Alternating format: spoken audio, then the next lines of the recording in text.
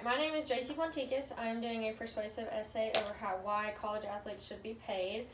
My parents are out of town, so I'm having my friend Kylie sit in for me. I don't have my ID either, I lost it, so my bad. Why college athletes should be paid. College athletes spend most of their time committing to the sport that they're doing and putting school as a close second or a close first to their everyday work schedule. If you look at the professional athletes, they make anywhere from millions to billions of dollars depending on what they do and what they play.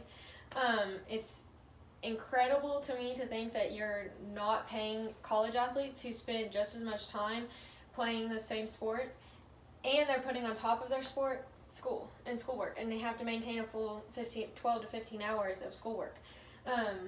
So first we're going to be looking at one of the things that college athletes do every day.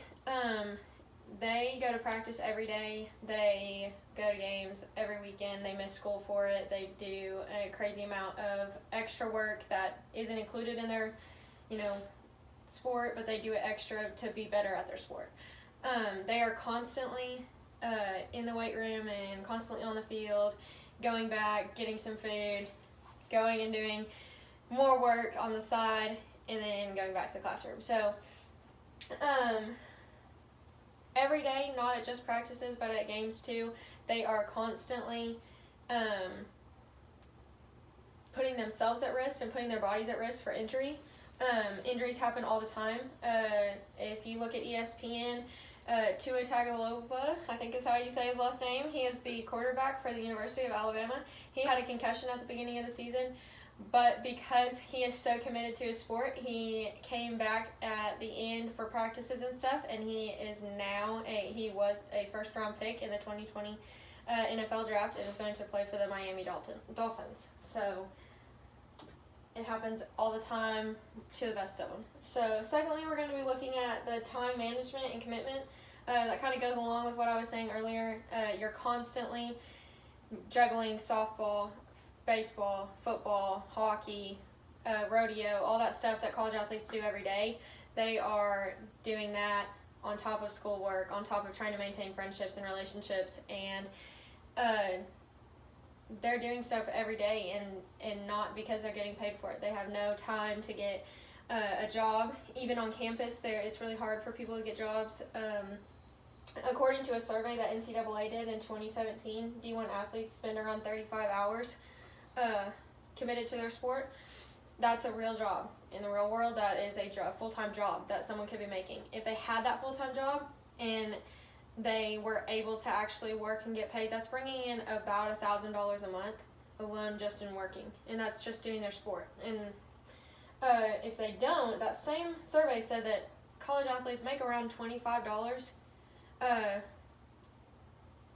minimum wage for a job, because that's how long, that's how much time they have per week to have a job and to do something, and that's on campus. That's not even trying to find a job outside of campus. That's something that they can do inside, right there on the college.